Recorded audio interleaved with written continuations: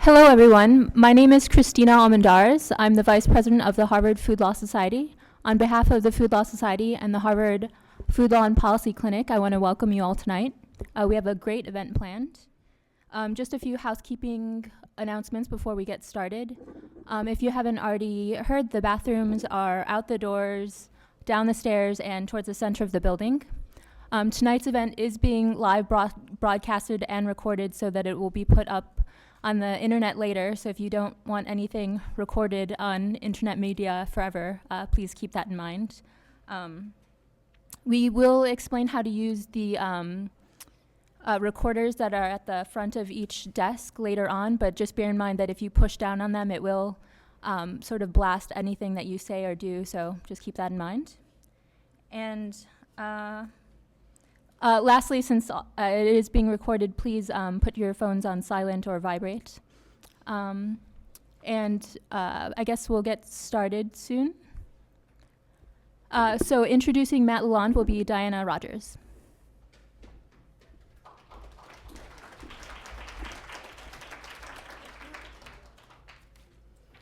So I just want to say thank you to the Harvard Food Law Society for hosting this event and so many others that I've attended. It's really such a pleasure for those of us who are interested in nutrition and other topics to be able to see these speakers come. And so I'd like to introduce Matt Lalonde. He's been a huge inspiration to me, a mentor. He's very passionate about sustainability issues, and if you understand 10% of what he says tonight, consider yourself lucky. So my goal is to edge up to 20% one of these days. So Matt Lalonde is an organic chemist with a genuine interest in human metabolism, nutritional biochemistry, health, and athletic performance. He obtained a Bachelor's of Science in Chemistry from the University of Ottawa, preceding his departure to Cambridge, where he attended Harvard for a doctorate in organic chemistry. Upon completion of his PhD, Matt reconnected with his lifelong interest in nutrition and decided to apply the rigors of core sciences to primary literature published on nutrition. Matt aims to teach individuals how to, 1, interpret published materials such that they themselves can distinguish between legitimate versus unsound research, and 2, evaluate the strengths and relevancies of the publication's reported conclusions.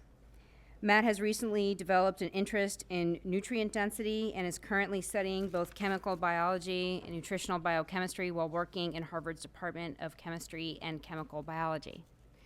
So, thank you, Matt.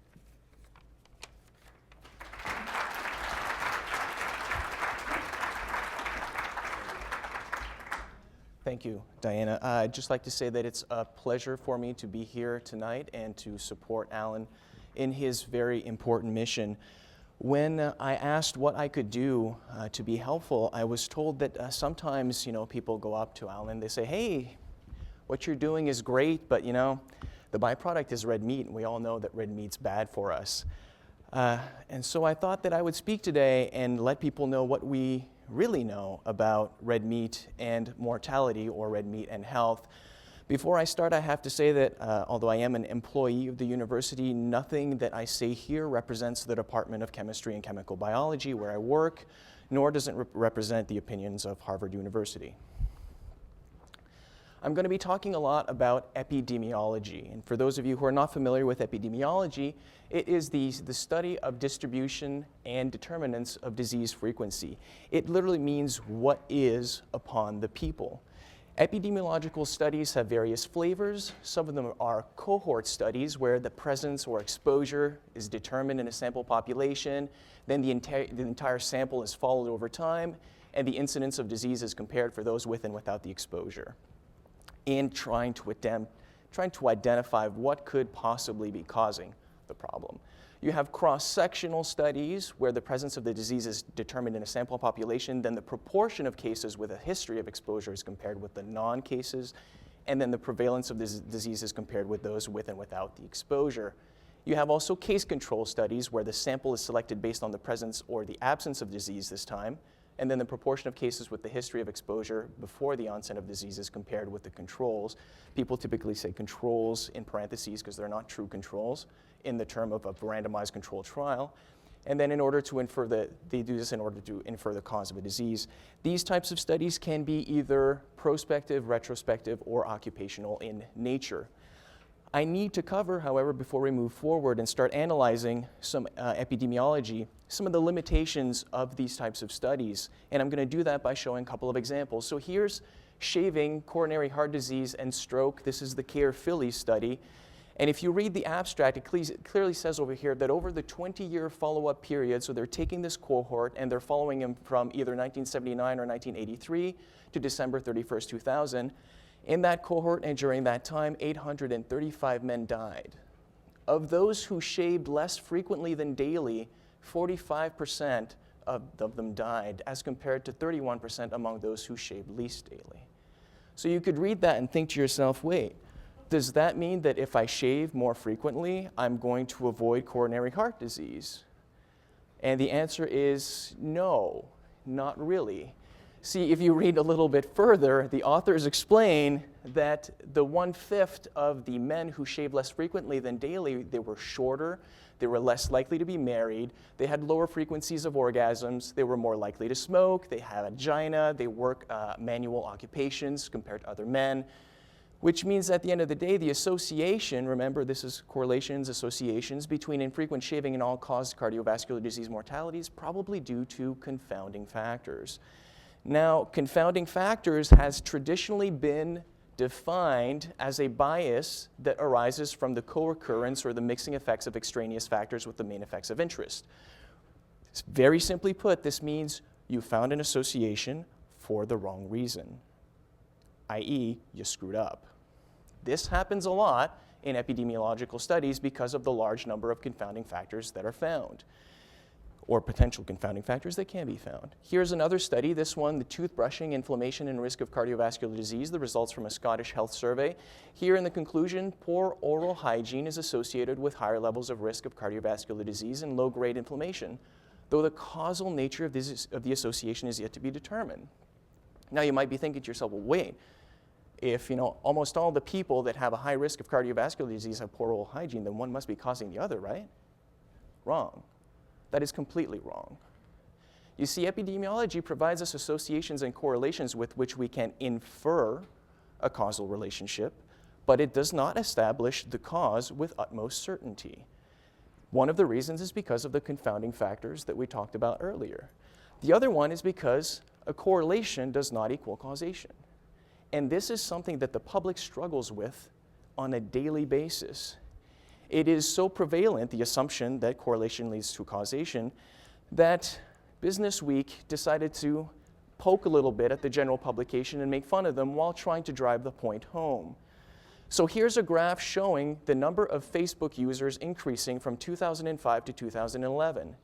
At the same time, the yield on a 10-year Greek government bond increases. Does that mean that the more Facebook users we have, the greater the increase in the yield of a 10-year Greek government bond? Or maybe it's the other way around. The greater the yield on a 10-year Greek government bond, the more Facebook users we have. Or is it that they're completely unrelated and they just happen to both be increasing more or less at the same time? How about this one? Here is the average global temperature in gold, and here's the National Science Foundation R&D budget. Is it that the warmer the temperature gets, the more we want to study the temperature? Or is it that the more money we have to study something, the more we find that the temperature is increasing? Or are they completely unrelated? And lastly, here's the housing price index and the number of babies named Ava. Is it that the more expensive houses get, the more likely we are to name our babies Ava? Or maybe we're being punished for naming our babies Ava and the house price index is increasing. Or maybe these things are completely unrelated. Let's get a little bit more serious. Since we are at the Harvard Law School, I thought that I would look into law to see what they have to say about epidemiology, and I found a very good article in the Reference Manual on Scientific Evidence in the second edition, which is published by the Federal Judicial Center. This article was written by Green, Friedman, and Gordis. Green is a chair in law. Friedman is a professor of epidemiology, and so is Gordis. Those are their credentials. Here's what they have to say on the matter. However, it should be emphasized that an association is not equivalent to a causation. Voila, even in a court of law, that holds. An association identified in an epidemiologic study may or may not be causal. Assessing whether an association is causal requires an understanding of the strengths and weaknesses of the study's design and implementation, as well as a judgment about how the study findings fit with other scientific knowledge. It is important to emphasize that most studies have flaws, of course, and some flaws are inevitable given the limits of technology and resources.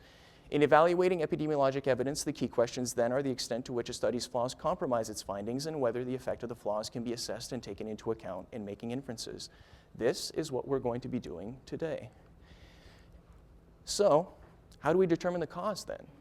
If correlation doesn't equal causation, how do we determine the cause? Well, you determine the cause, or you try to get a better idea of what is the causal by running experiments. You can run experiments with animals. Hopefully you're using an animal that has metabolism similar to human beings. For example, if you want to study cholesterol, you're going to use an animal that has similar cholesterol metabolism to human beings. You can run community trials, which are non-randomized, and you can run control trials. These is typically the gold standard, the non-randomized, placebo-controlled trial, double-blind, all of that stuff. So epidemiology yields correlations that are useful for generating hypotheses. Epidemiology is telling us where to look, how to ask questions, because these things are broad. These questions are typically broad, and we need a head start. But they're not telling us what the cause is.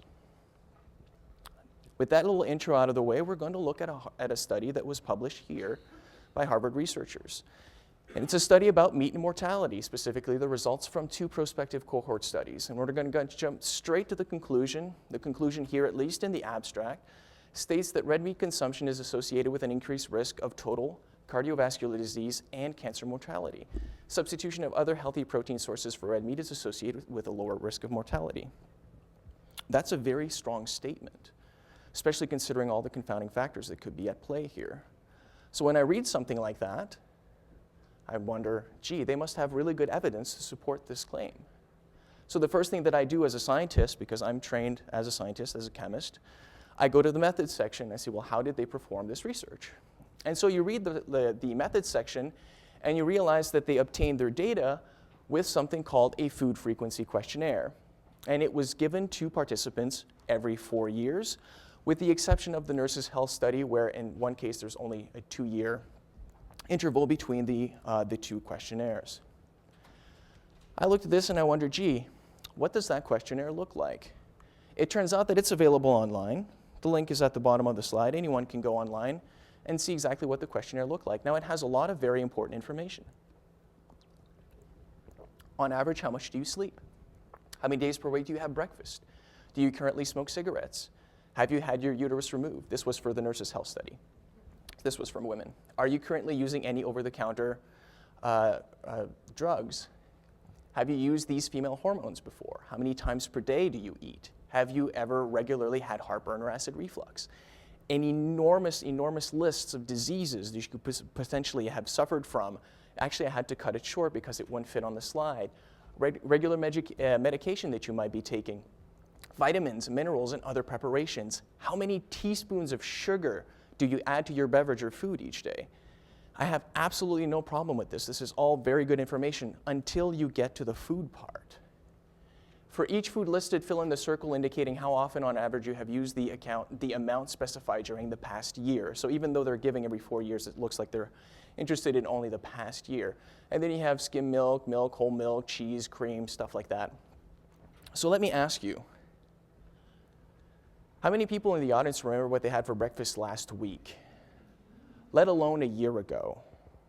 So I think that with this type of research, you have a recall problem that may affect the quality of the data. But the problem goes even further.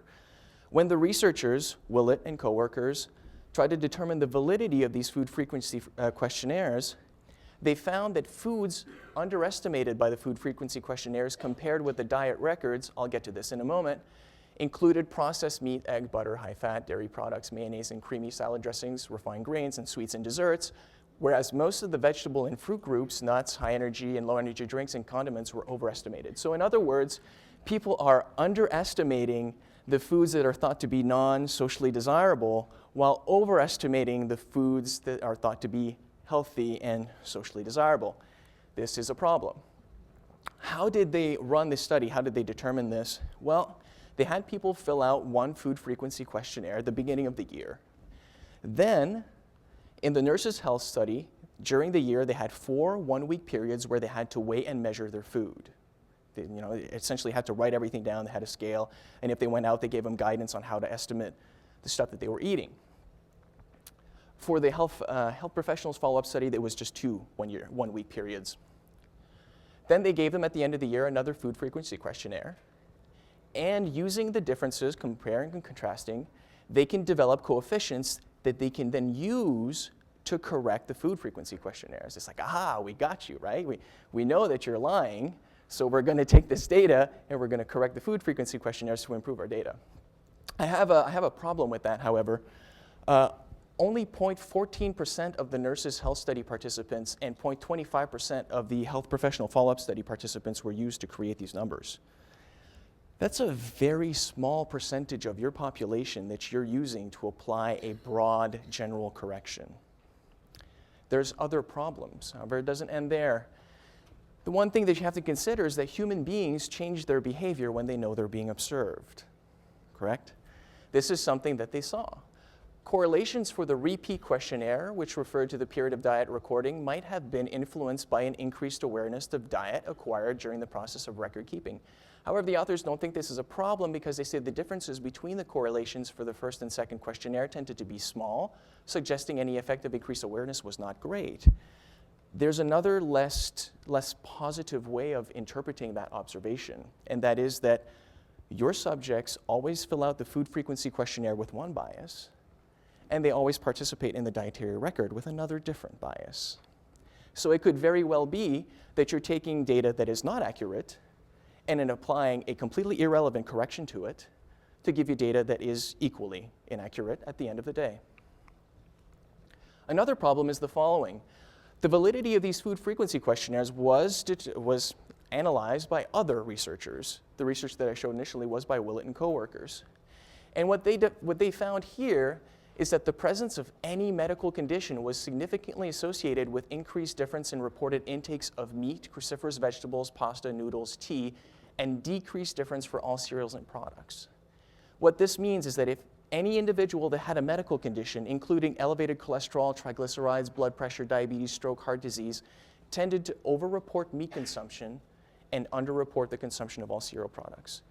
If this is not corrected for, you essentially have the explanation for the title of this paper.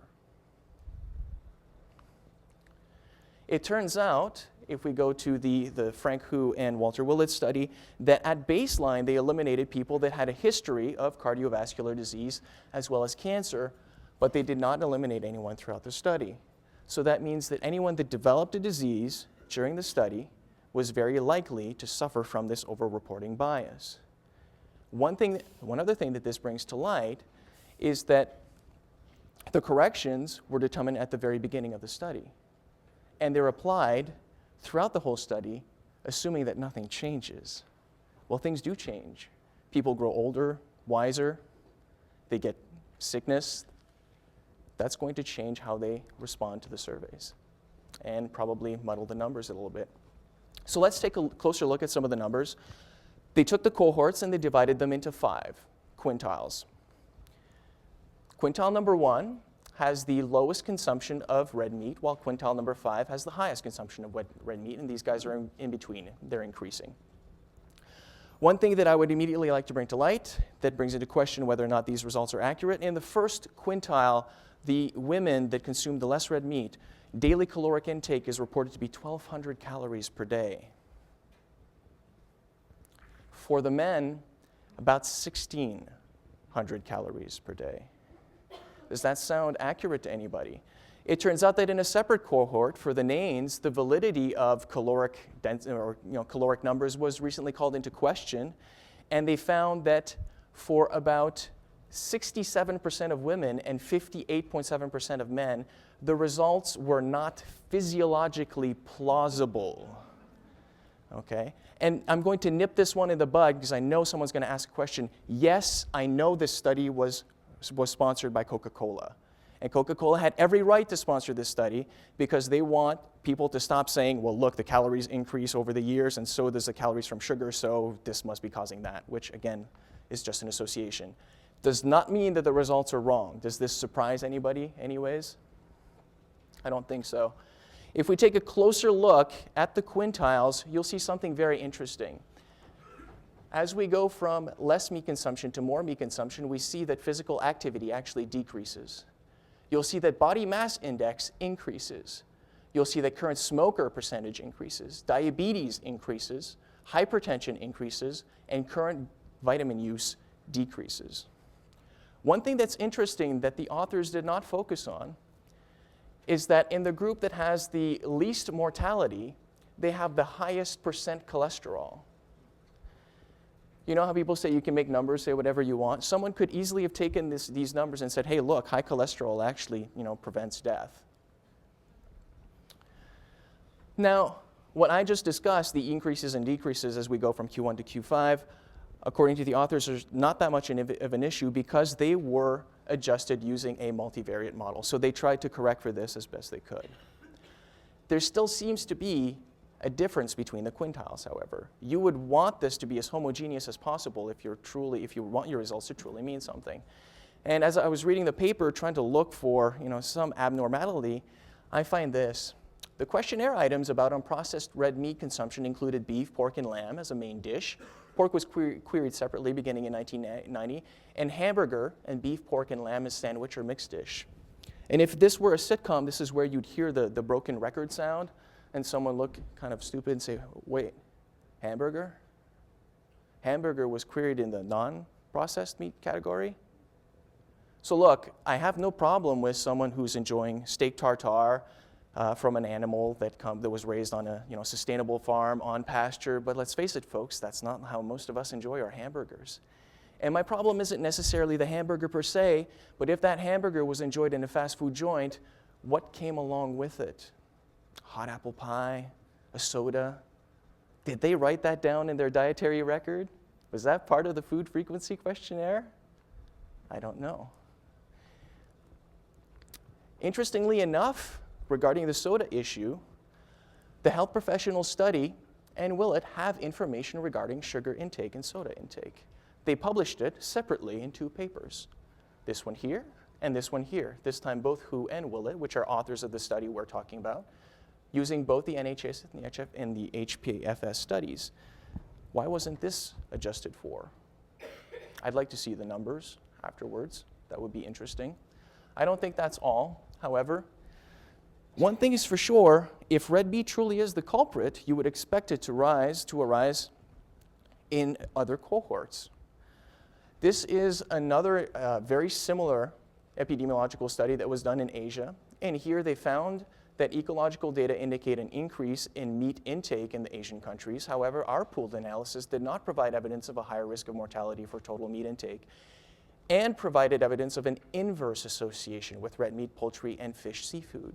Red meat intake specifically was inversely associated with cardiovascular disease mortality. Here we see completely the opposite.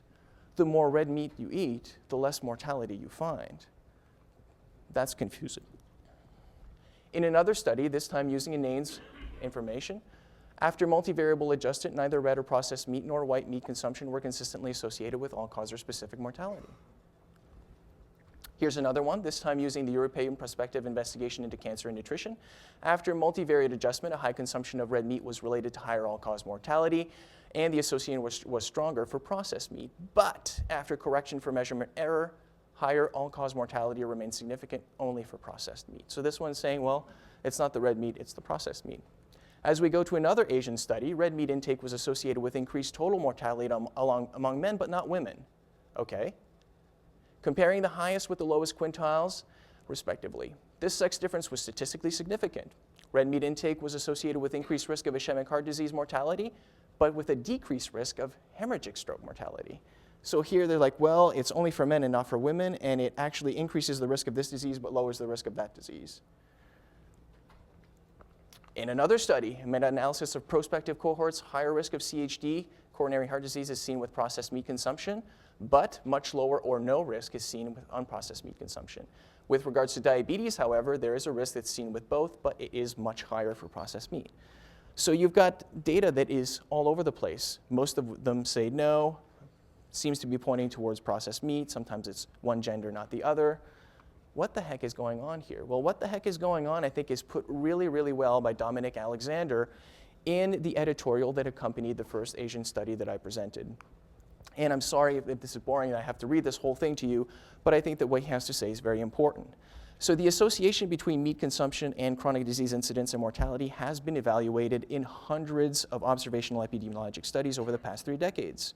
However, there remains considerable scientific debate as to whether higher intakes of specific meat groups like red meat, poultry, and fish, or individual meats like beef, pork, and chicken contribute independently to risk of certain diseases, including cancer and cardiovascular disease, or whether, and this is very important, whether greater consumption of certain types of meat is part of a broader dietary and lifestyle pattern that is responsible for affecting the disease. So what he's saying is like, look, it just so happens that the people who have this specific lifestyle that shortens lifespan are also eating more red meat. Or another way to say it is that your Q1 cohort just happened to be more health conscious than your Q5. He goes on and says, if I can remember where I was at, adding to this debate are the inconsistencies and uncertainties in observational studies of diet and chronic disease. Much of the uncertainty in this field arises from issues at the study level, including challenges with confounding measurement error, highly correlated dietary and lifestyle variables, and generally weak associations.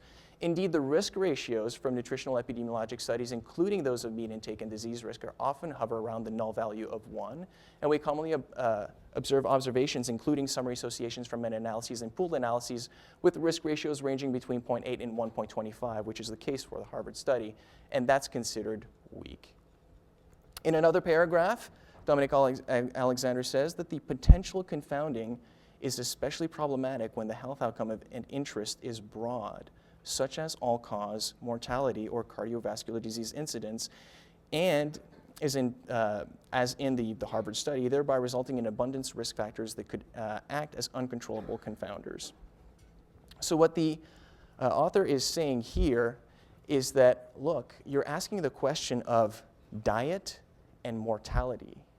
You're dealing with human beings that are multivariate, many of the variables interdependent, affected by an environment that is multivariate with many of the variables being interdependent, eating food that is multivariate with many of the variables being independent, that die. And there's many different ways to die, folks, and many different things that will cause death. How can you be certain that what you are finding with your epidemiologic study is actually the cause? So you can't. You guys have bitten off more than you can chew. You are at the limit of what this methodology can do. Actually, you are beyond the limit of what this methodology can do because the question is too broad. I'm not saying that epidemiology is bad, but when the question is too broad, you are severely limited with what you can actually do with the results. It's not the first time that Alexander has brought this to light. He's also said in an analysis of epidemiologic studies regarding colorectal cancer, something very similar, in that the collinearity between red meat intake and other dietary factors, and here he's very specific, he says the Western lifestyle, high intake of refined sugars and alcohol, low intake of fruits, vegetables, and fiber, and behavioral factors such as low physical activity, high smoking prevalence, high body mass index, which we all saw in the Harvard study, by the way, limit the ability to analytically isolate the independent effects of red meat consumption. Because of these factors, the currently available epidemiologic evidence is not sufficient to support an independent positive association between red meat consumption and colorectal cancer. And lastly, these authors here wondered, is everything we eat associated with cancer? And in fact, what they found by looking at most of the ingredients in a cookbook is that associations with cancer risk or benefits have been claimed for most food ingredients. Many single studies highlight implausibly large effects even though evidence is weak, and the effect size shrink in meta-analyses. And finally, this is the last thing I'm going to say about the epidemiological studies, we have to remember that these things have failed us really badly in the past. Here is a good example regarding estrogen replacement therapy for coronary heart disease. According to epidemiologic evidence, overall, the bulk of the evidence strongly supports a protective effect of estrogens that is unlikely to be explained by confounding factors. Very, very confident statement. This is not a statement I would make based purely on epidemiology. I think that the 44% lower risk is what they observed. However, when the randomized control trial comes out, what do they find? They say that the absolute excess risk per 10,000 person years attributable to estrogen plus progestin, this is the people that were taking the estrogen, they found 7 more coronary heart disease events, 8 more strokes, 8 more PEs, and 8 more invasive breast cancers. They did find, however, a risk reduction by 6 fewer colorectal cancers and 5 fewer hip fractures. In other words, there is no benefit. And they were wrong. I'm actually going to skip over these because I'm running out of time, but cholesterol in eggs is another issue. I picked this one observational study. I could have picked many, but all of the control trials consistently say that no, this is not an issue. There's actually no detriment to health in consuming cholesterol. Here's 1 control trial, 2 control trials, 3 control trials. I could have incorporated more. Finally, the saturated fat issue. Here's Dariush Mozaffarian from Harvard University talking about saturated fat. And he says, we have now arrived at a similar crossroads for the evidence on cardiovascular effects on saturated fat. Although the paradigm that saturated fat is a major cause of coronary heart disease has become entrenched in the public and scientific consciousness over decades, modern nutritional evidence simply does not support a major effect of saturated fat on coronary heart disease risk. These scientific advances include randomized trials of disease outcomes, prospective cohort studies of disease outcomes, and randomized trials of multiple, not just single, biomarkers and risk factors. Everything you thought you knew, folks, everything you read in the news, it's wrong. Because they take these observational studies and they report them as if it were the truth. With such weak evidence, I would not have made the statement that Frank Hu, one of the authors, made in the press. When this study hit the journals, he said, although to the Harvard University, that this study provides clear evidence that regular consumption of red meat, especially processed meat, contributes substantially to premature death. Clear evidence. Not so clear to me. I'm sorry. Let's switch gears here and take a look at the mechanism. I mean, they are reporting that if you take red meat and you switch it over for, let's say, fish or chicken, that you are substantially going to decrease your risk of mortality. How does that work? Right? Give me a mechanism. What's going on here? The one mechanism that has been proposed is that phosphatidylcholine that's in food is responsible for this increased cardiovascular risk. I'm going to cover this article, but first I'll go to previous articles that these authors have published. So first and foremost, their hypothesis, they say, look, high-fat foods contain choline. I'm a chemist, so I like to draw the structures of stuff. Sorry if you don't understand this language, but you can look at the word. So choline, PC means phosphatidylcholine. The bacteria in the gut hydrolyze that to choline. That is further degraded by the bacteria into trimethylamine. And then trimethylamine is oxidized by an enzyme in the liver called flavin monooxygenase 3. It's also oxidized by flavin monooxygenase 1, but to a lesser extent. And that makes trimethylamine N oxide. One thing to note is that the authors call trimethylamine N oxide TMAO. I will call it TMANO. And that is because if you're a chemist, you know that TMAO actually stands for trimethyl aluminum oxide, not for trimethylamine oxide. The authors, I'm not actually going to go in detail here, but they do show that blood levels of choline, beta-ene, and trimethylamine N oxide all correlate is the key word, with incidence and severity of cardiovascular disease in human beings. They run some studies on mice, and they show that feeding the mice some phosphatidylcholine does produce trimethylamine N oxide, but only in the presence of gut bacteria, so supporting the hypothesis that the gut bacteria are involved. They also show that feeding mice large amounts of choline chloride, and this is not physiologically relevant, or simply feeding them trimethylamine N oxide increases atherosclerotic lesion size, and that the size of the lesions correlates with blood concentrations of trimethylamine N oxide. This is not physiologically relevant for 2 reasons. 1, we ingest very little free choline, and 2, the amounts that were given to them were not physiologically relevant because they're too large. Now let's get back to the study that really hit a home run. This was published in the New England Journal of Medicine. That's pretty important. And what they did here is that they took human subjects and they fed them 2 eggs accompanied with a deuterium-labeled sample of phosphatidylcholine. And then they looked at the plasma increase of trimethylamine N oxide over time. And so you see here that at baseline, this is where the plasma trimethylamine oxide is. It increases a little bit, goes back down to baseline in about 4 hours.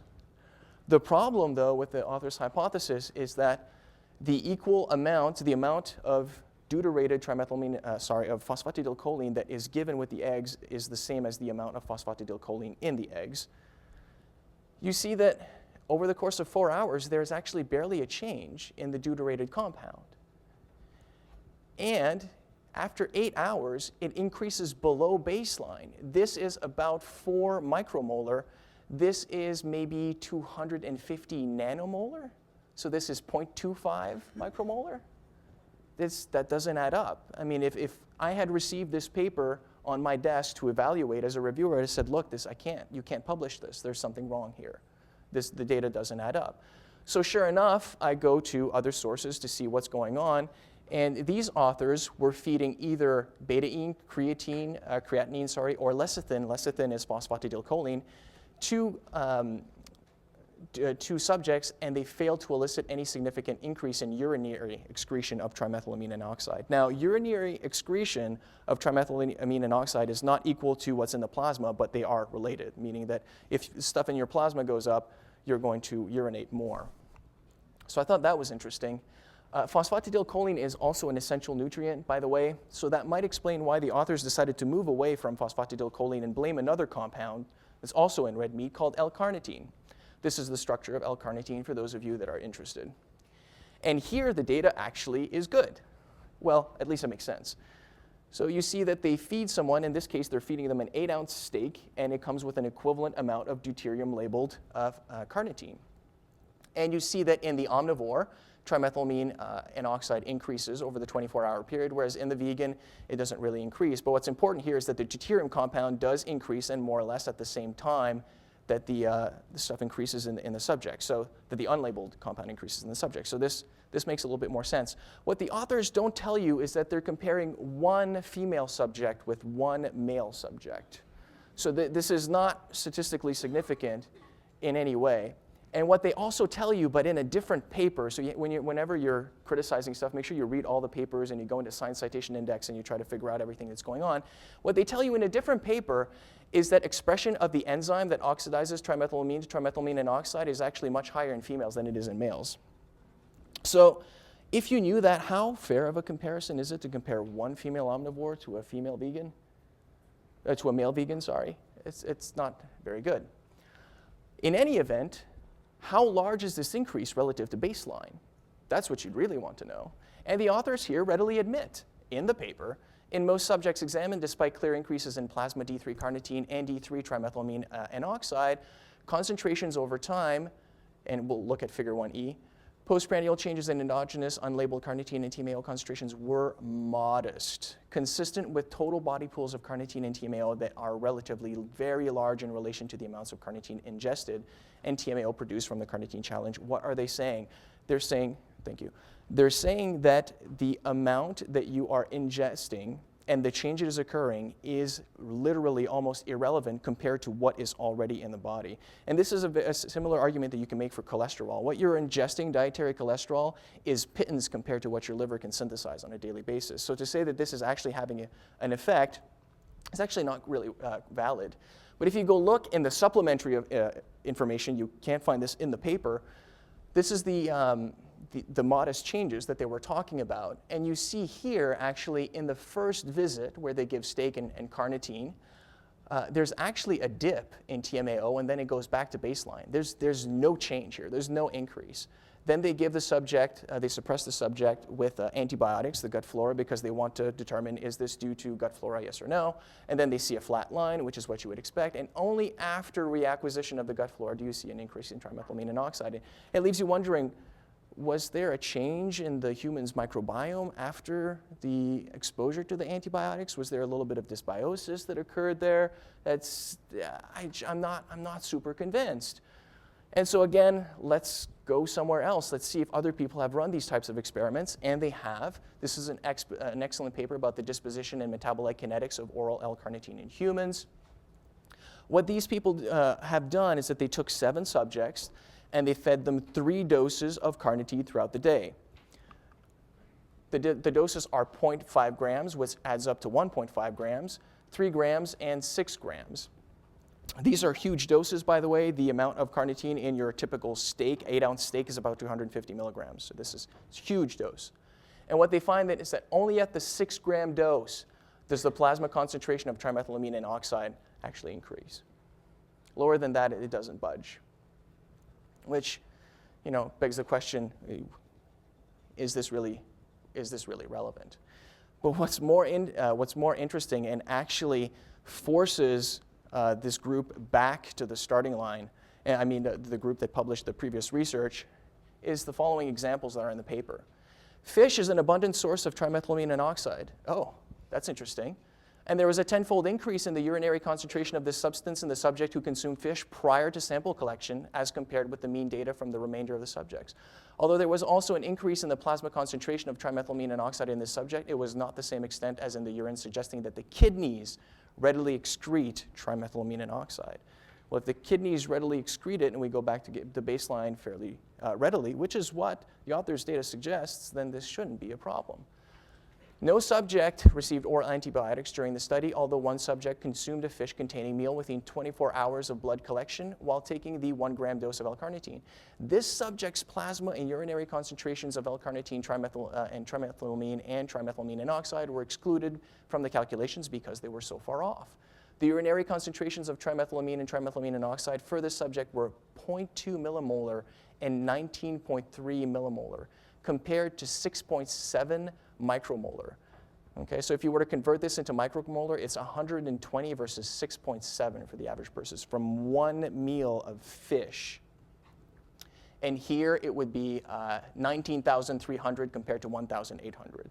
Substantial differences. If you go back, it means that this guy had one meal of fish and his baseline was here, whereas other people's baseline of trimethylamine and oxide was here.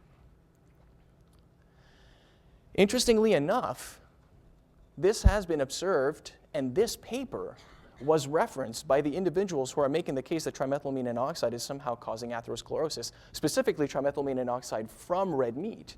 What these authors show, this is urinary, however, not plasma, is that the concentration of trimethylamine and oxide in urine is at the highest by far with fish. If you look at beef, chicken, duck, lamb, I mean, we're looking at things that are in the 70s, 20s. Here, everything's 100 and above, which means the concentration of the blood must have been even higher, and that's something that the authors confirmed in another paper. So this completely tears apart the author's hypothesis. I was very pleased to find that someone in the popular press actually picked this up. And this is someone who reported on the study previously, but incorrectly. And he says, well, is red meat a fish story? Well, first let me address the problems with the original paper. As several critics were quick to point out, and as I should have reported originally, a key assumption of the original paper that eating red meat can in fact cause atherosclerosis has never been demonstrated with scientific rigor because it's all associations and is actually the subject of intense controversy. I asked Stanley Hazen, the senior author of the Nature Medicine paper, about this, and he admitted that in truth we did not examine this. So why are you telling people that red meat is causing atherosclerosis? Though he pointed to several lines of evidence linking carnitine to heart disease, it's a different thing to link carnitine to heart disease than to actually prove that it's the causative agent. Second, the Nature Medicine paper did not mention a key fact that could dramatically change one's interpretation of the research. The Nature Medicine paper claims that red meat leads to atherosclerosis through the conversion of carnitine to trimethylamine and oxide, but the paper didn't mention that fish, which almost everyone thinks of as being heart healthy, often have very high levels of trimethylamine and oxide. When I asked Hazen about this and whether he had measured TMAO levels in fish, he didn't say whether he had measured TMAO in fish, but agreed that some forms of fish have very high levels of TMAO. I hope you're aware of that because you referenced the paper, such as deep sea fish, Arctic fish, and all that. What's interesting is that recently L-carnitine has been identified as something that's beneficial towards cardiovascular disease in a large meta-analysis. Compared with placebo or controlled trials, L-carnitine is associated with a 27% reduction in all-cause mortality and a 65% reduction in VAs. When he asks Stanley Hazen about this, Hazen says, well, actually we were looking at, L-carnitine in or we suspect in a chronic exposure fashion, and these guys are looking at it in an acute exposure fashion. Well, okay, but I'm surprised that the author let that slip, because if it's true that chronic exposure to trimethylamine and oxide is detrimental to health, then long-term fish consumption has to be death. And that's completely contrary to what is, to what all of the other epidemiological studies say, including the Harvard study that we just covered at the beginning. None of this makes sense. And as a scientist and someone who has been through the peer review process, it makes me incredibly frustrated to read this kind of stuff. I was going to talk a little bit about hereditary hemochromatosis, but I'm going to have to skip that because I'm out of time. If anyone wants to know about that, this is actually maybe a legitimate cause to worry about red meat, but only for a very small percentage of the population that's genetically susceptible. So I'm going to skip over that. I'm going to go straight to my conclusions. As you can tell, this talk is way longer than it should have been. And here are my conclusions. The large number of possible confounding factors, combined with the questionable quality of data collected from food frequency questionnaires, severely limits the insight that can be gleaned by epidemiology into broad issues such as diet and mortality. Comparison of epidemiological studies suggests that red meat is a confounding factor and that lifestyle differences are responsible for the observed increases in mortality. There are no, this is very important, there are no randomized control trials or animal studies to support the hypothesis that red meat consumption increases mortality, and currently available epidemiologic evidence is insufficient to support a reduction in red meat consumption for general population. The suggested mechanisms by which red meat consumption could be harmful, like L-carnitine, phosphatidylcholine, are incongruent with the observed health benefits associated with increased fish consumption. And I did have some slides there showing how red meat could actually be beneficial to health, but I had to skip those due to time. And I will let Allan tell you about how red meat can actually be healthy for the planet. We will do question and answer after Allan's talk. So with that, I thank you, and I will be looking forward to answering any of the questions that you may have.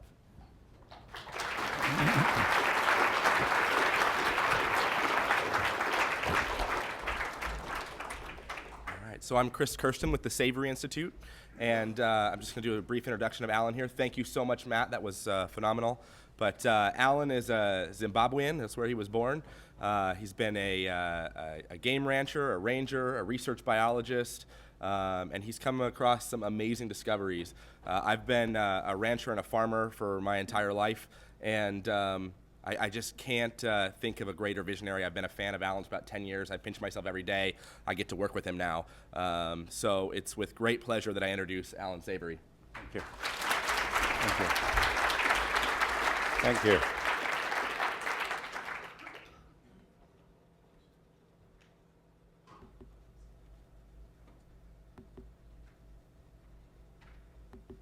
Pardon me while I just set that up.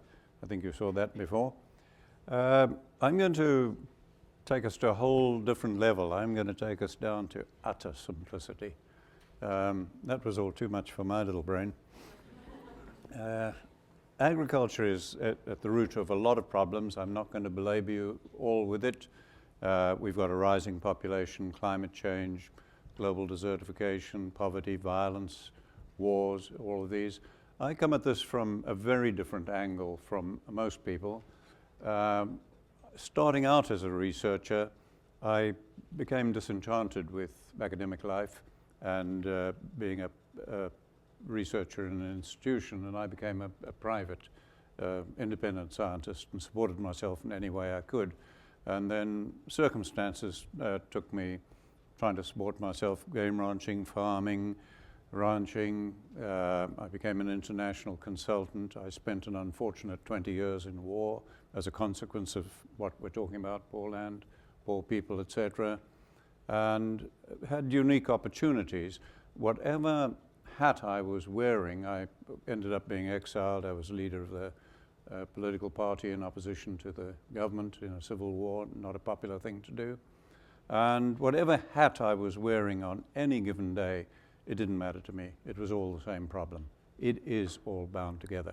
Now, agriculture is the root of what we're talking about. Without agriculture, you wouldn't be here. We cannot have an orchestra, a university, an army, anything. It is the basis of civilization. Nothing else is. Agriculture has ruined more than 20 civilizations that have failed, and it is now threatening us globally. Let's look at the position with agriculture. The global figure, and it's, in my view, hopelessly too low and inadequate, is that we're losing about 70 tons of destroyed, eroded soil for every human alive on the planet today. We need that's about 10 tons, sorry, not 70 for everything, that's about 10 tons per human. We need about half a ton of food to maintain a human in a healthy condition for a year. So we're going out of business. Now, not only is it doing that, it's leading to global desertification, the increasing frequency and severity of floods with no change in weather.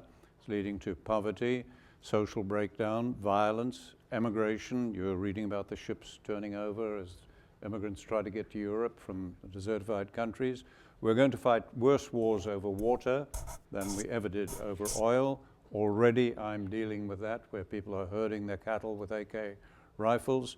And of course, it's contributing enormously to climate change. I don't believe any informed person could argue agriculture is causing climate change, not just fossil fuels. And probably just as much or more than fossil fuels, but what is most serious is even after we develop benign forms of energy, which we have to do and can only be done with technology, climate change will continue because of agriculture. It is the biggest single problem facing the world. And very few people are talking about it. Now, I'm going to go down to a very basic level to show why we've never understood this, a part of it. We are a tool-using animal, period. And of all the tool-using animals, we could use sticks and stones, and only two ever developed the ability to actually make a tool, not just use a stick or a stone, and those were crows and us. Now, as a tool-using animal, we have enormous creativity. We have money, and we have our labor. You cannot do anything with them without picking up a tool. So if I say to you, Matt, drink water, but don't use technology, what would you do right now? You'd have to go to the nearest river and drink it with your mouth. You can't even drink water without technology. All right, so we've got technology. Now let's look at this technology of ours. About 1 million years ago, I'm not going to quibble about the times, we acquired sticks and stones. We could chip the stones and sharpen them, sticks, but we could not affect our environment in any way. Somewhere during the last 1 million years, we started to use fire, then we learned to light it, to make the tool. And when fire occurred, things began to change drastically because we could now melt the stones and go into the bronze, the copper, and the Iron Age. And so our technology developed from sticks and stones to space travel and everything in this room, including the clothes you're wearing. None of anything you see in this room could have been developed without fire. For most of human existence, 99.9%, we had two tools, technology and fire. That's it. Sometime after domestication of plants and animals, around about 10,000 years ago, we developed the idea of another tool. We could rest the land, positively rest the land as a tool. Probably from crop farmers moving their crops or pastoralists moving their livestock.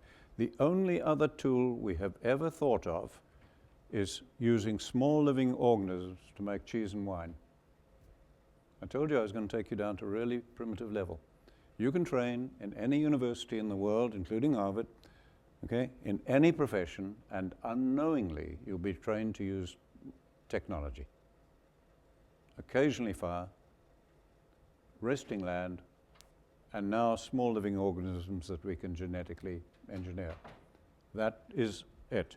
Now, when we look at the agricultural problem, the thing that has caused the earliest agricultural civilizations to fail was all blamed on livestock. We know this, as I said in a recent TED talk, everybody knows this, from Nobel laureates to fishermen, golf caddies, whatever. I was taught it at university. I grew up knowing it, seeing the devastation in Africa caused by cattle, sheep, and goats. Well, it's not as simple as that. As I said in that TED talk, we were once equally certain that the world was flat. We were wrong then, and we're totally wrong again. let me explain very simply why. We have environments which are perennially humid, like around here. And we have environments where it's humid in part of the year and then dry. And this is regardless of rainfall. The rainfall can be high or low in either one. It's the distribution of humidity that matters. When we look at what happened when we abandoned our cities and civilizations, as we've done many times, and are probably going to have to do again, when we look in the humid environments, total biodiversity recovered, no matter how bad the damage to the land, and we find our ruins under recovered land and vegetation. When we look in the other type of environment, we find once they were abandoned, the opposite happened. The deserts just took over, desert sands. And we didn't study this. Now, when we look at the second type of environment, fortunately with space stuff now, we can see the proportions, and roughly, I've circled in red, what is the seasonal rainfalls where the main desertification is occurring. And this is most of the world's land. That is our Achilles heel. Now, what is desertification? All it is a symptom of biodiversity loss. Without biodiversity loss, it doesn't occur. So it's not even a problem, it's a symptom. Now, it happens when we begin to lose biodiversity, not charismatic species, just litter and dead plant material covering soil, and the rainfall that is available becomes less effective. Now, that's not taught in any university in the world, and it's painfully simple. Let me show you what I mean. This is the Tehama Desert, okay?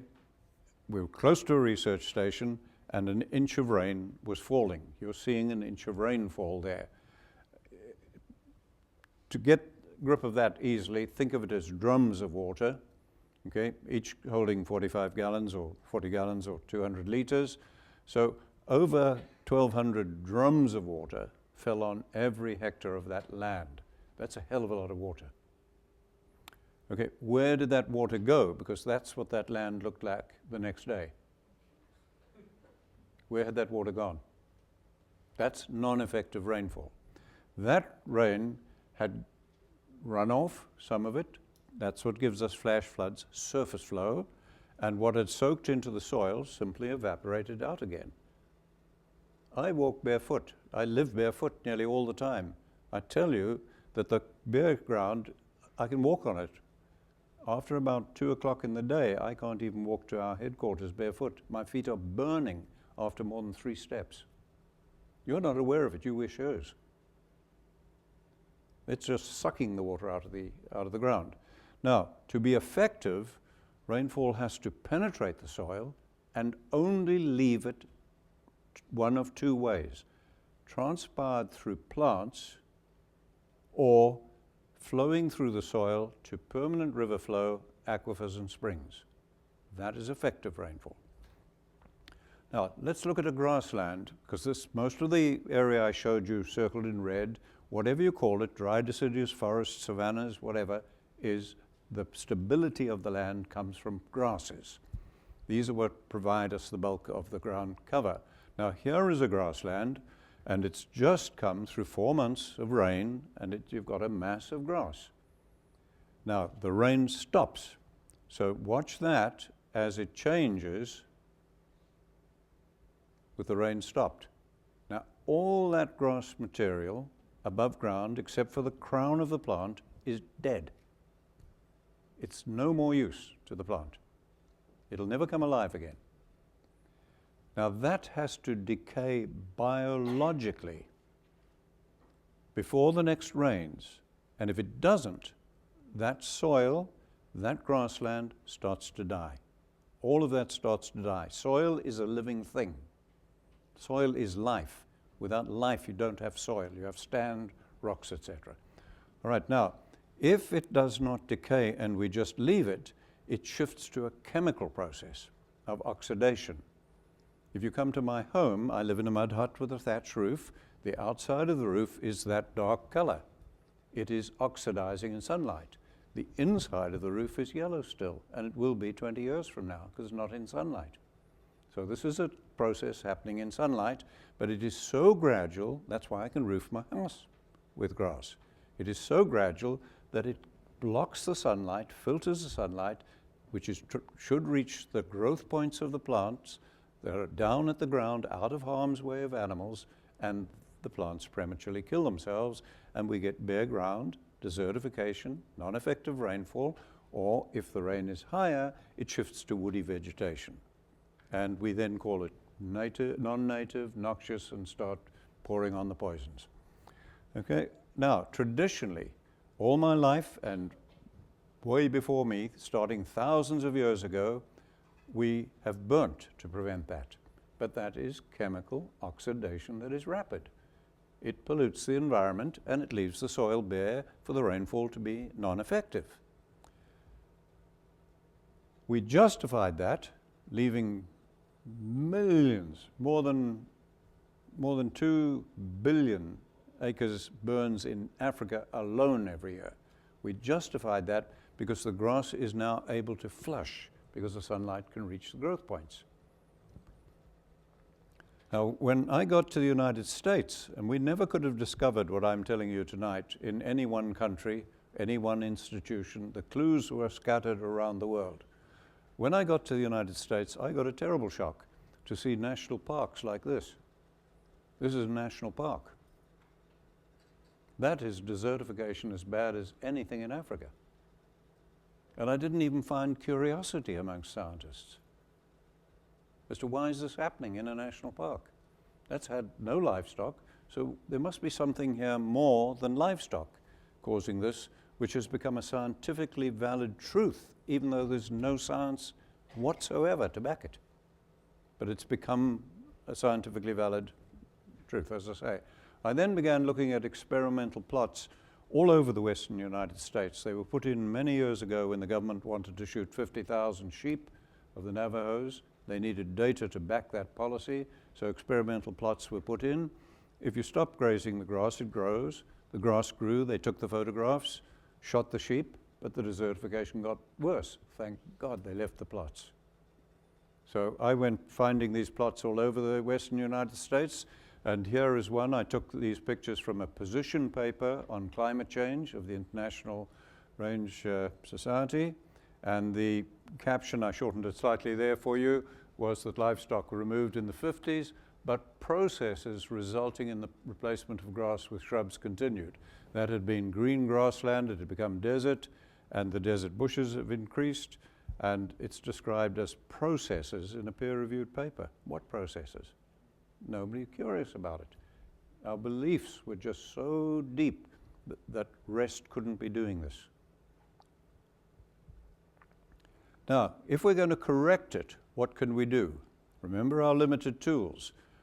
Is there any technology even imaginable that could restore biological decay to billions of tons of vegetation over billions of hectares, roughly 2/3 of the world's land, every single year in a compressed period of the year? I think we can forget that one. Now, that hasn't deterred us from trying to use technology. It started in this country with prestigious universities developing giant machines to try to lay the litter, get the vegetation on the ground, etc. Nobody questioned them because they came from prestigious experts. Nobody asked for the science. Millions of dollars were spent on that by this government, international agencies, governments in North Africa, and today the machines lie rusting. It didn't work. And this I took about a year ago in the Negev. Here, the Israeli government, brilliant people, are putting in earthworks that I marked with the dotted lines, and they're trying to harvest the runoff, the non-effective rainfall, to grow trees, and this is costing 10,000 euros per hectare. The Nabateans were doing it there more than 2,000 years ago. It didn't work 2,000 years ago, and it's not going to work now.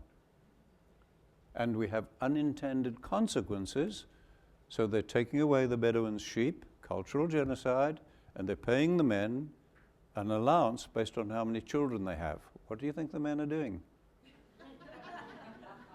I had dinner with the mayor of one of the towns they're settling them in.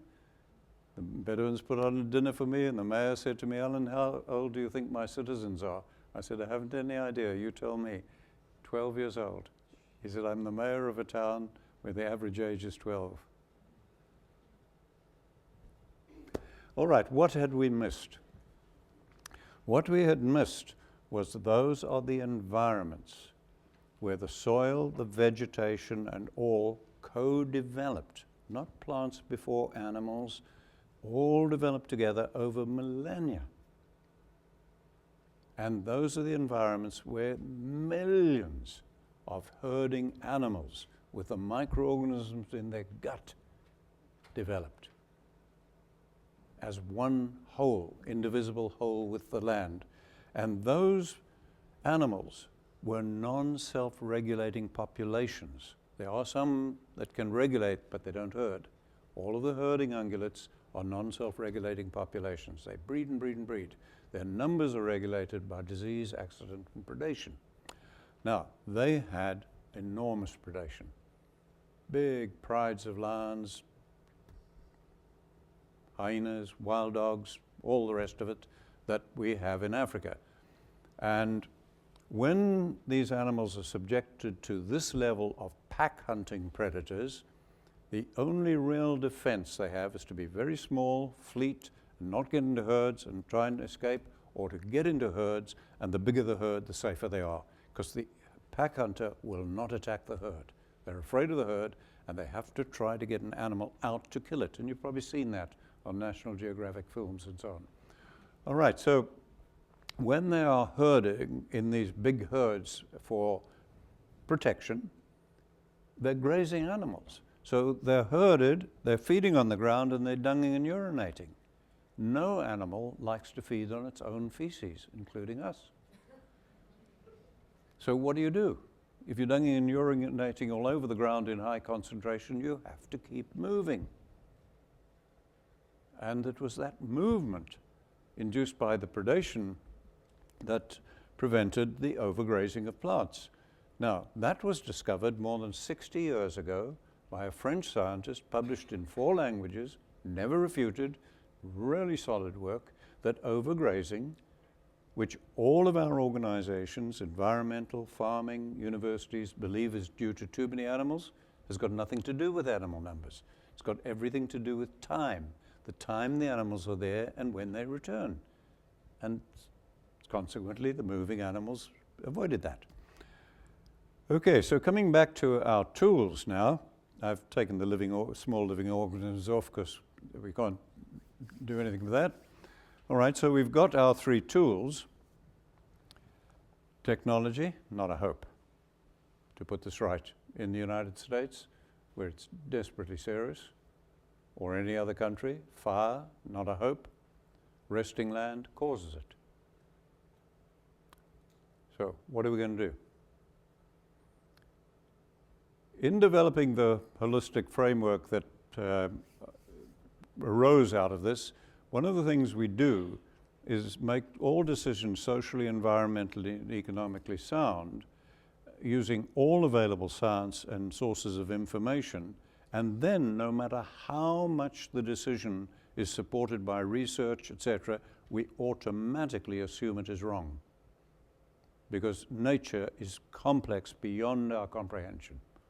Now, having said that, now you realize it's very serious when somebody like me says, as I did on the TED Talk, we have no option. Climatologists, scientists, all of us have absolutely no option but to do the unthinkable, and that is to use livestock. To use animals to mimic animals, not machines to mimic animals. And that way we can begin to reverse global desertification and address climate change. And there is no other way, and I will stake my life on it, unless some scientists can come up with some tool that can restore biological decay technologically over 2/3 of the world every year. When I first realized this in the 1960s, I was faced with a terrible dilemma. How the hell were we going to do it? We'd had 10,000 years of extremely knowledgeable pastoralists. Their whole life and culture is their animals. They had bunched and moved their animals for all those thousands of years, and that made the great man-made deserts.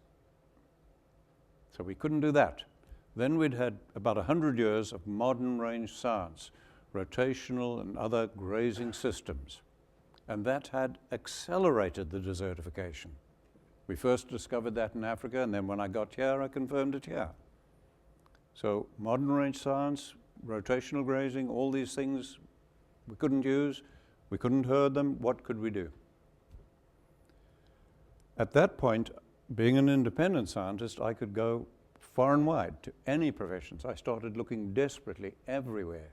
Who had handled complexity, anything like this? We ecologists hadn't, biologists, none of us had. And I looked at all sorts of things, including Harvard, business, planning, etc., because I realized we need some way of dealing with a very complicated situation. Most of them were academic. They were too impractical. We had to go through a massive training to understand them, and I didn't think the people then did understand it. And looking around like that, I hit on the military, because armies of Europe for 300 years had, by one mistake after another, had to develop planning techniques for immediate battlefield conditions, where people under great stress, people could be trained rapidly in times of war, and they had developed planning techniques, just breaking the whole situation down into small digestible bits, and out of it, from your stressed head, came the best possible plan at that point in time. I could say, okay, we can do that, but armies have never had to deal in immediate battlefield conditions with months ahead or planning 2 years ahead, with animal behavior, with volumes of vegetation. How on earth can we handle that? And I thought, why not just put it on a chart? And so we developed Holistic Planned Grazing. It's done on a chart. It has to be done on a chart to show all the dimensions. And it is so simple a child can learn it. I've taught school leavers in 1.5 hours to do it. And that worked. We started immediately to reverse desertification. And before we even let it loose on people, we took the worst land in the country, the worst land with no grass left, and we trebled the number of animals immediately and just grew grass. Just planning the movements of the animals to mimic nature, and back came the grass. Now it has spread to something like 40 million acres on 5 continents. The only continents we're not practicing it on are the Arctic and the Antarctic. And thank God for TED, 20 minutes talk overcame 50 years of academic argument. It is just common sense, and people are responding to that. All right, so when we come to the issues we're dealing with today, eating meat is a big issue with some people. The amount of methane cattle put off, whether or not grasslands store carbon. I don't want to belittle these issues, but they're academic issues. Let me assume something that's totally wrong. Let me assume that nobody eats meat. We decide not to eat meat at all. What are you going to do? Are you going to accept increasing droughts, floods, climate change, cultural genocide, wars over water? Let the damn meat rot. Let the jackals eat it. Let the hyenas eat it. You're still going to have to use livestock. You don't have an option. We've got to start getting real. Now, what about the methane? Let's assume for a moment that cattle put out 10, 20 times the methane that they do. What's your option? You still have no option. Fortunately, methane is broken down in healthy soils. But even if it didn't, you have no option. Now, let's assume for a minute that the grassland soils of the world could absorb absolutely none of the excess carbon. So what are you going to do? You still have no option to deal with climate change except to address desertification. Because even after fossil fuels, it's going to continue because of desertification. So I've gone through these three, and yes, people can debate them, but every year we debate and argue about these is going to prove catastrophic for us, because these things that are happening now are happening exponentially. And when we might spend another 2 or 3 years academically arguing in our environments here, while we are talking, thousands and thousands of men, women, and children are dying while we fiddle around arguing about these things, when we don't have an option but to act. Well, as I said, we're already doing it. I just put one picture up there. Some of you can look at the TED Talk, and there are many other things, and I'll just sort of finish with this one. This is land where we're pressing the edge of the envelope. This is land we have in Zimbabwe. I've known the land for many years. It used to be nearly all bare ground, algae crusted, etc. We've got it, we increased the livestock 400%, planned the grazing, integrated them with the elephants, the giraffe, the buffalo, the lions, everything else. And this year, this picture was taken very recently, we've had the driest year any of us can remember for the last 15 years. Right? Now, because we've had the rainfall cumulatively each year becoming more effective, in this driest year of the last 15, we have grown more grass than we ever could in the best of years. And right now, we are trying to find the money and the cattle to double their numbers again, simply to keep pace with the production of the land. Because we don't have enough animals, including all the wildlife, to get that grass down, covering the soil and decaying. So literally, we're being forced to double again in what would have been a tragic year, just to keep pace with the production of the land.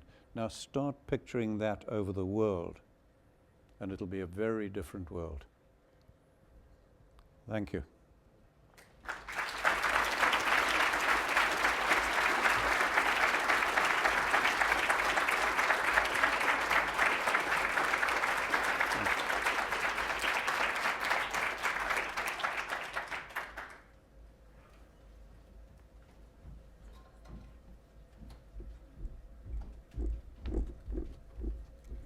Hi, so we have some time for questions. Just a recap on how to use the mics. You'll notice that in front of you, some of you might be sharing some, there's like a black little cap thing, and then there'll be a little sign that says to push. Just push down, and then the light will turn green when the mic is on. And Erin, our president, will be moderating, so if you have questions, raise your hands, and she'll come by and tell you to speak up. We've decided I will answer Matt's questions and he will answer mine.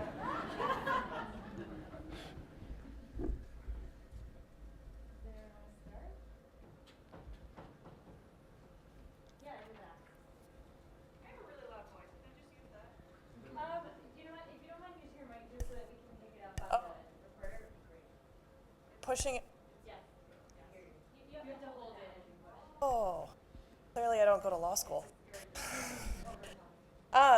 Thank you both so much. Matt, this question's actually for you. I was wondering if you could address the potential for political influence over such studies. I'm mostly thinking about how the USDA, FDA publishes statements such as eat less red meat and therefore influences potentially publications and those biases, and then that kind of links to those peer editors for those studies as well.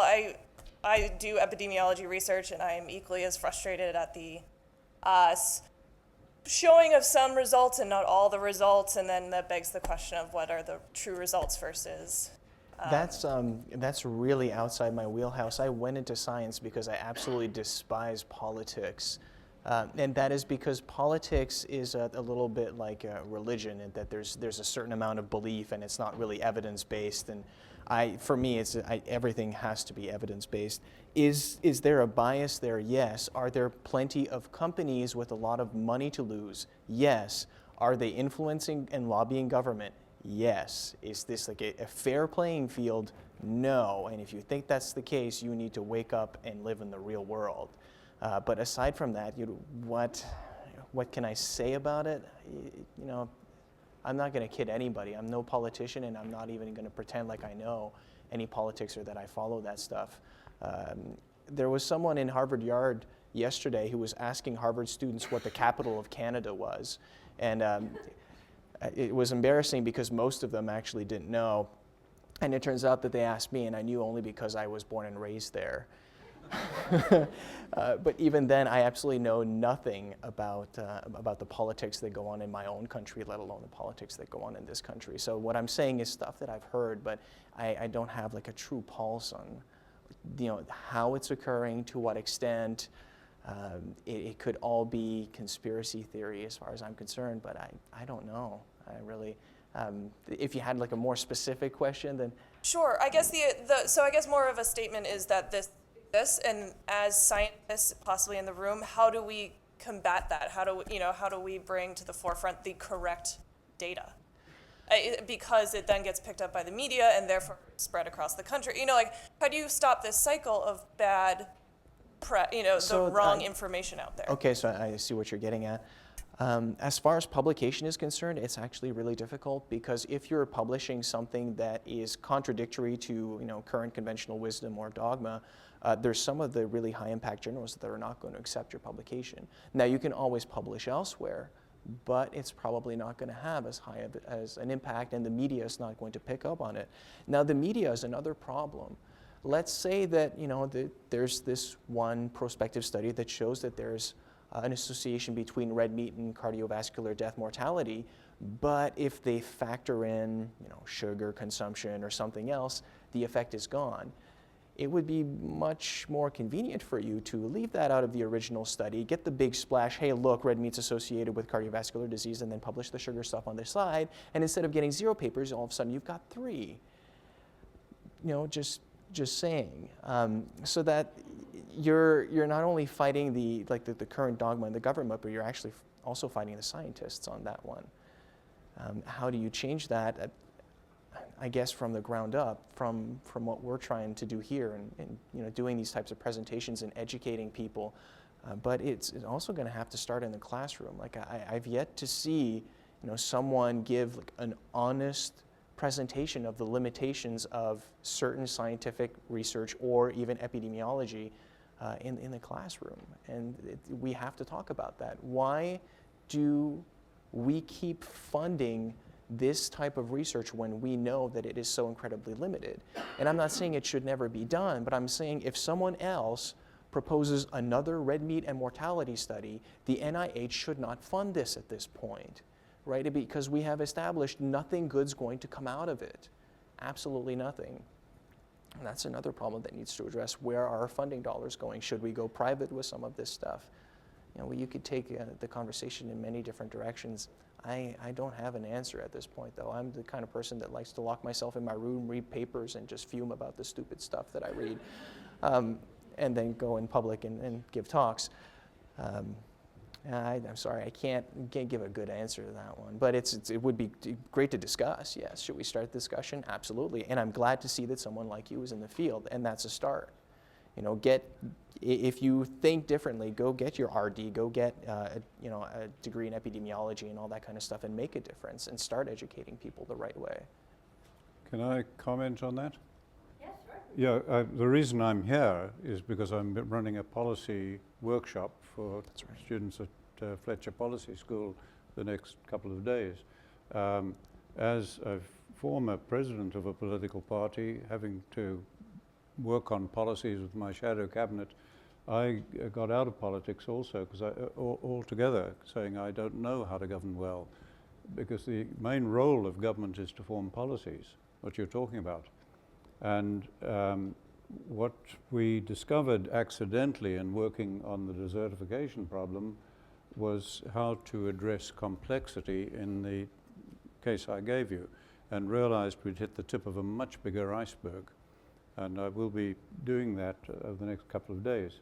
All politicians are subjected to those pressures, but they're also subjected to you professional advisors and the conflicting stuff as we've talked of. But the problem is deeper than that and simpler than that.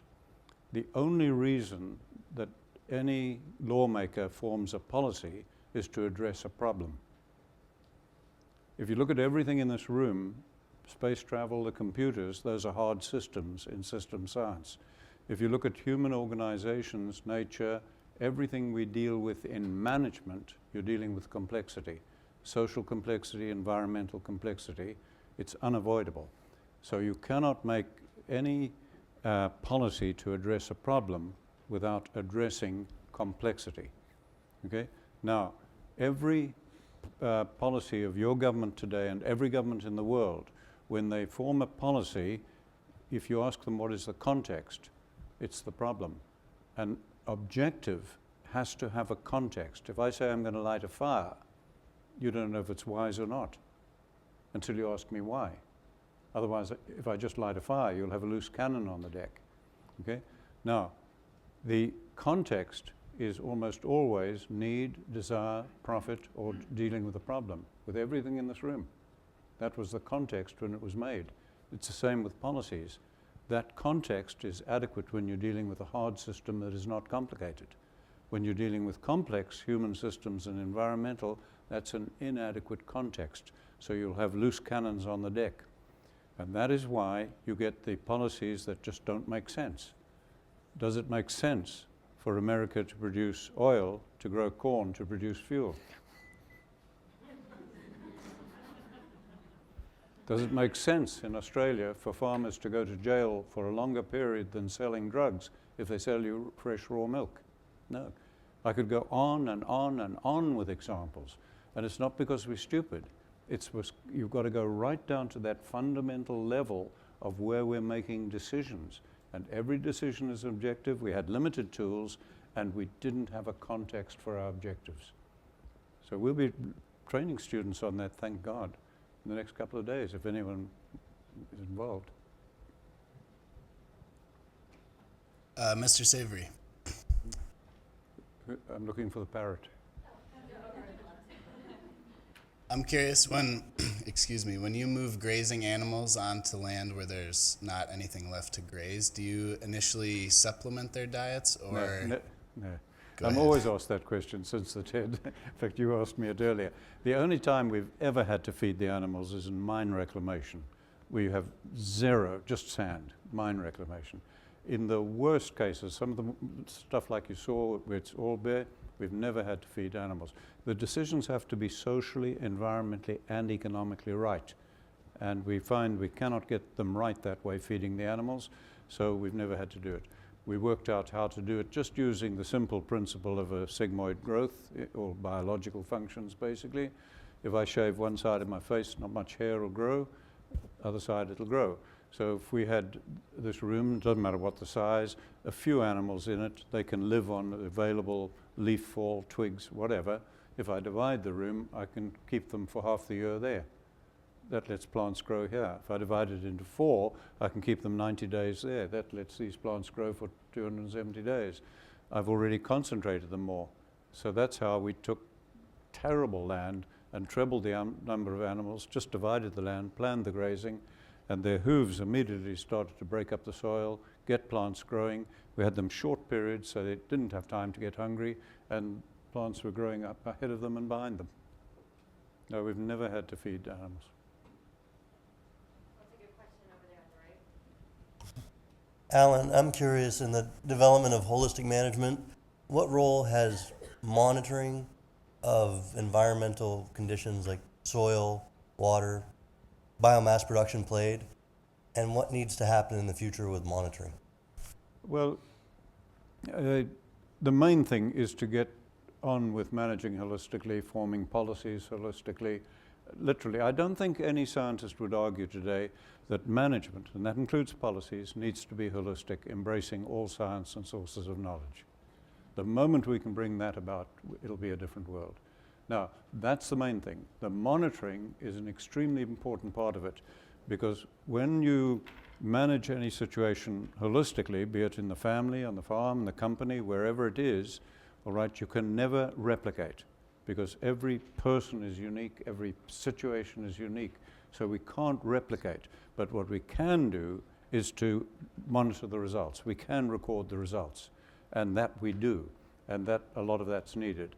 I mentioned that we assume wrong so that we can make the management proactive. We've been in adaptive management for thousands of years, where we do something, it proves wrong because of the complexity, and then we adapt. When we're managing holistically, we assume we're wrong, we look for this point at which we'll get the earliest possible indicator so that we can back off, not make that sort of decision ever again, not repeat that, or we can adjust it. So the management becomes very proactive. Now that monitoring is a vital part of it. And then any other monitoring can support it, but the monitoring doesn't drive it. It's driven by the management. And we need to get research supporting management. What's been happening in most of our countries is researchers have been dominating management when they're totally different fields. And we need to get research supporting management in our lives, whether it's health or anything else. I hope I've answered you. You knew the answer anyway. You always get these wise guys that ask you something they know. Everyone just go right and the next row behind. No, yeah, you. No, yes, you. Mr. Savory, I wonder what are your thoughts on using the oceans for like shellfish and sea vegetables to sequester carbon, clean the oceans, and provide a sustainable source of food? Well, with the carbon problem, all right, we're a carbon economy. You're all carbon. Everything runs on carbon. So we've got to have an ambient carbon cycle going all the time, and everything's playing a part, the oceans, the soil, etc. Our problem apparently is the excess carbon, the legacy load. Now, the more that goes into the oceans, it appears that they're acidifying. That's going to lead to, again, all sorts of consequences. So it becomes terribly urgent that we start getting it back into the soils of the world, which is, agriculture is not crop production. It's the production of food and fiber from the world's land and waters. And only roughly 18% of the world's land is under crops. So it's that bigger area of land that we've got to get it back into forests, rangelands, whatever. And there's no way that I know of, and there may be people working on it, that we can artificially or through management force the pace in oceans. All right? And it's concerning there because of the acidifying. But we can begin, as fast as public opinion changes, to change our policies and start addressing it on the land. Now, every year that we delay at the moment, more and more scientists are saying we've got to, it's so desperate, it's so urgent, we've got to go into geoengineering. Well, I mentioned what we tried with geoengineering desertification. Geoengineering, in other words, using technology to try and put something as big as this in nature right, is like playing Russian roulette with all 6 chambers loaded. That's madness. We've got to do it mimicking nature, like I've been talking about, and get it safely back in the soils with no unintended consequences. And inevitably, some will be going into the oceans. More than that, I don't know.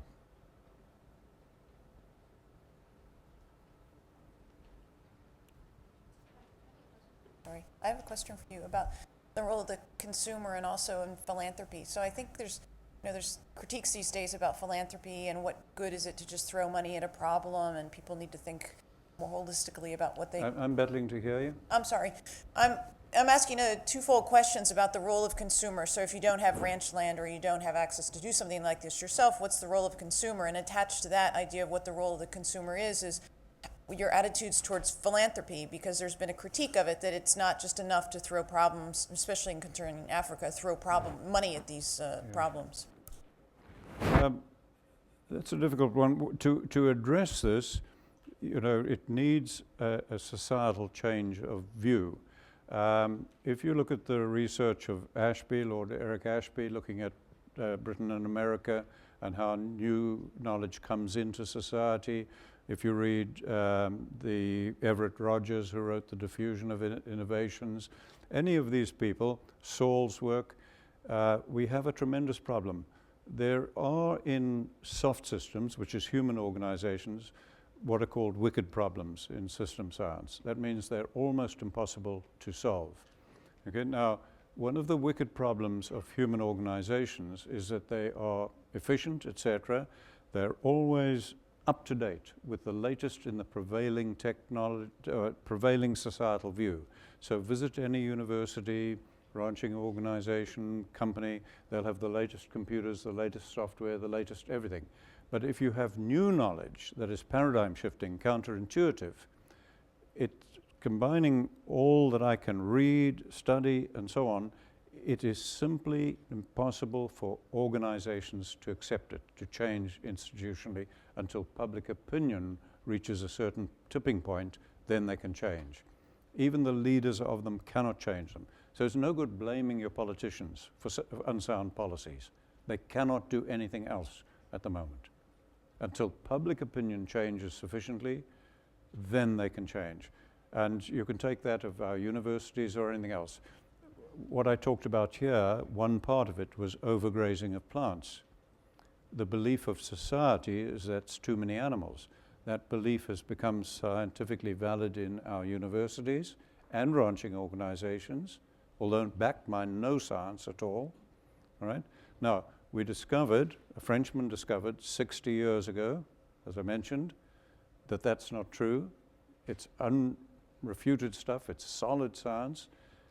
Can you name a single farming organization, ranching organization, university, government in the world that's accepted it yet? None. That's 60-year-old scientific information, but it's counter to the prevailing view in society. And what I'm talking to you about now, the need to manage policy, form policies holistically, 30 years ago, I put 2,000 scientists from this country through training on the part of your government. They brought their own policies to the training, a week of training on how to address complexity in policies. They could not find a single policy in the United States that would work. All would lead to unintended consequences. All were dealing with symptoms. They made a statement that I recorded verbatim that's in the textbook, and they said, we now recognize that unsound resource management is universal in the United States. That was 30 years ago. Not a single institution has changed yet, because public opinion wasn't aware. Now the philanthropic money, it follows the same course, because that goes into environmental organizations, development organizations, a lot of it, and they put in development projects. They're exactly the same as policies. You don't do any development project unless you're addressing a problem. The context is too simple. I'm living with the other end of it in Africa, and it's a hard thing to say because America is one of the most generous countries, but aid is doing more harm than good. It's destroying people's pride, their dignity. We're having a terrible battle the other end as the recipients of aid. Now, we humanely need to do it, etc., but we desperately need all development policies and projects to be holistically developed. Desperately need it. Again, it won't happen until public opinion changes.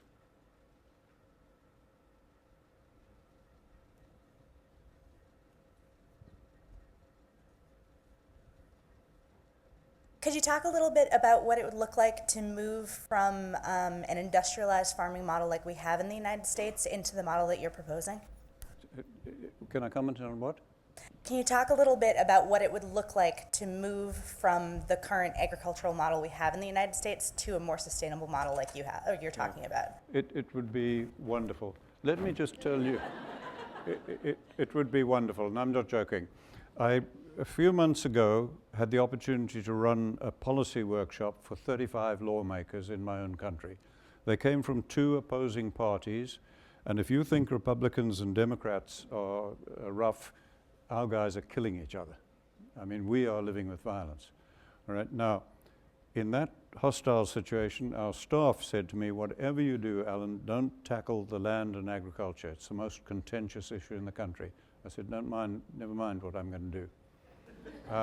With those 35 members of Parliament, I reminded them first of a statement their own president had made in 1980. He said, as president, he said, we do not have a bigger problem than our rising population and our deteriorating land. He said, we politicians do not know what to do. He said, the only thing we can do is take the advice of our professional advisors. But when it goes wrong, we get the blame, which is very true of every politician, frankly. Right? So I reminded them that. I said, now, to develop a policy, you have to have a context. It cannot be the problems, etc. Let's look at land and agriculture. Now, you cannot redistribute land, it's finite. You can only redistribute people. So let's look at the whole thing openly from scratch now, without your professional advisors. And I said, the first thing we need is a holistic context. How do the people of this country want their lives to be tied to their life-supporting environment in a condition that will have to be 500 years from now? So to get beyond these words like sustainable and so on.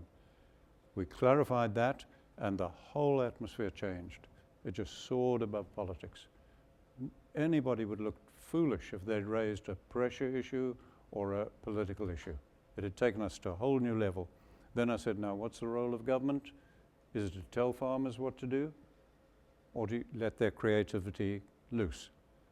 We put a man on the moon within 70 years of learning how to fly because of human creativity.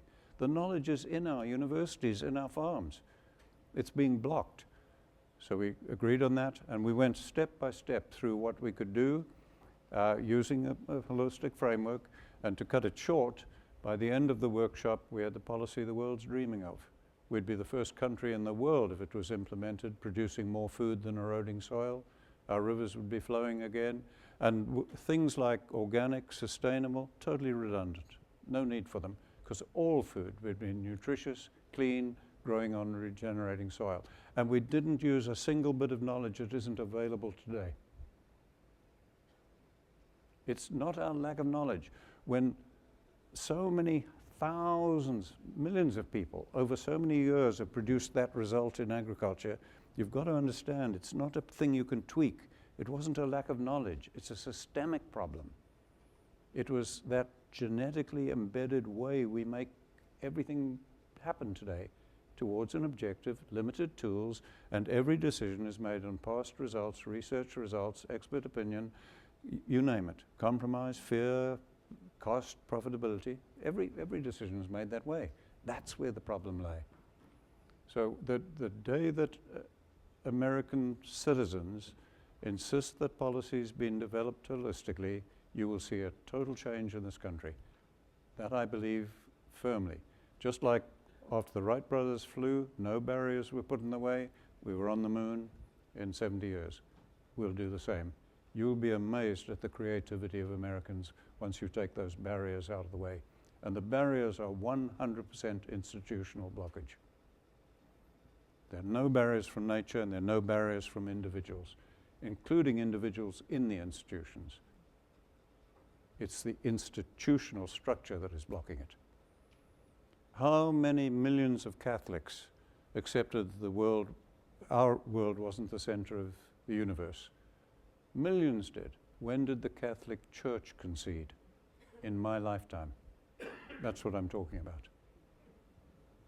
It won't happen until you change public opinion.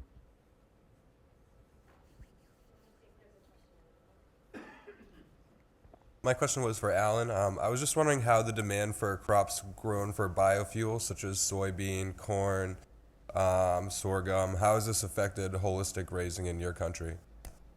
Well, it's affecting everybody. That's if you look at that policy and you were to look at it in a holistic context, as we should, I bet you anything you like, you'll find it socially, environmentally, and economically unsound. We shouldn't be doing it. Unless we can develop biofuels somehow from algae or something like that. But the growing of crops to produce them doesn't make any sense at all. And already that's having unintended consequences. Millions of acres in Africa, people are being displaced. You're destroying lives and everything to grow crops to produce fuel. It's almost as bad as the Israeli policy I showed you. But it's going to happen until we do it differently.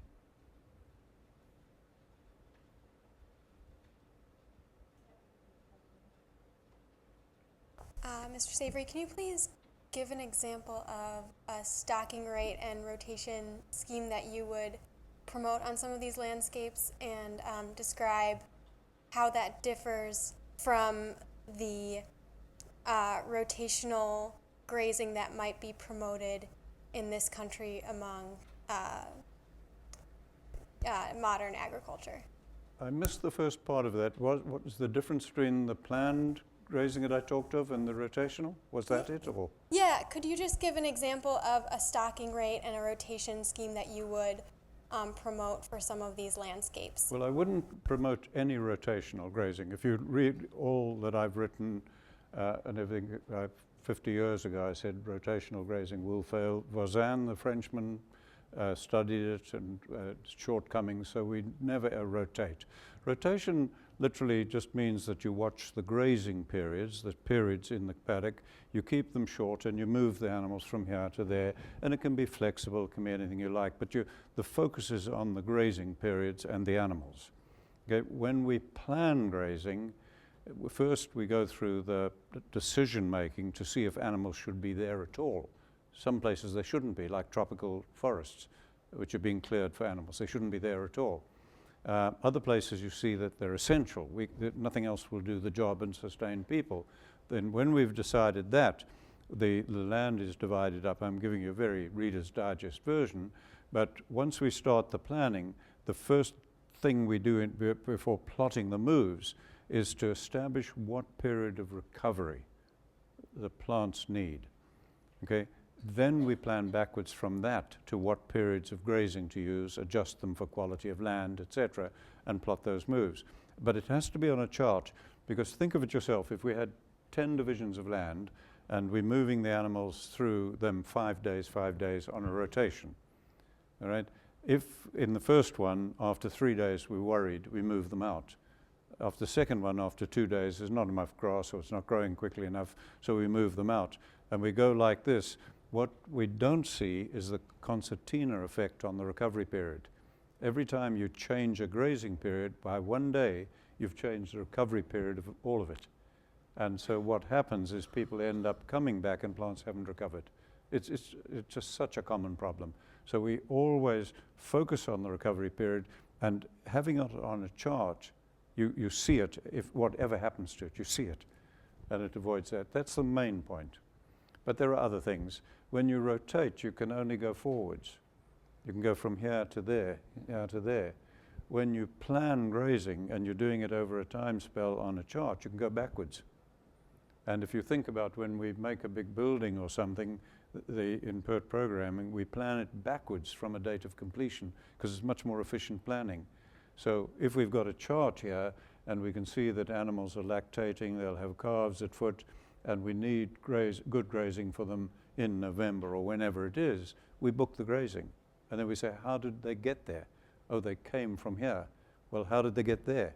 Well, they came from here. You see, and we can plan it backwards. So we'll often plan critical periods backwards and then come to where we are and say, well, now how do we get them there? So it's planned movement of animals, not rotational. And I don't know what it is about this country, but training ranchers, I've often had them say, oh, I'm going to be doing this, and this, should the animals move clockwise or anti-clockwise? And I've put on a serious look and said, well, we're in the northern hemisphere. Yeah, it's got to be clockwise. And you see them writing it down.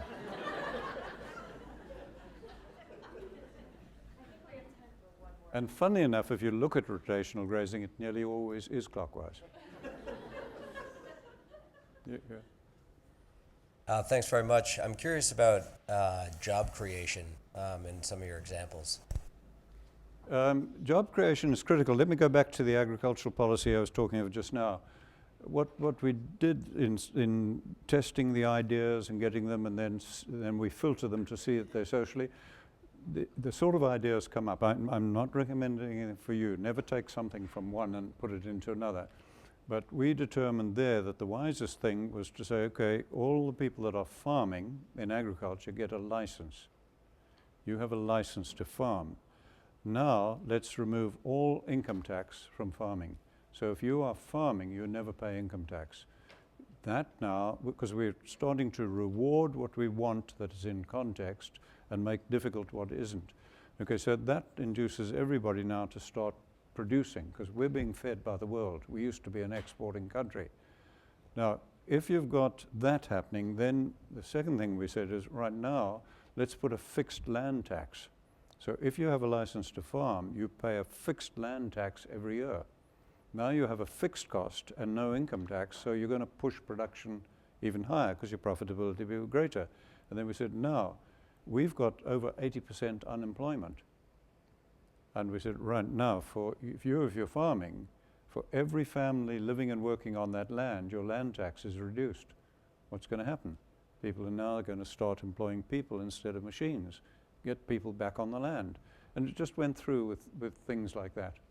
I could go on and on. There's a case I might well use in the next couple of days. The big community near me, 150,000 people on food aid, out of work. The government policy has just graded 100 kilometers of road. That cost $500,000 or whatever it is. All right, everybody would do that. What was the context? The road is bad. Do you see it? That's too simple a context for anything in management.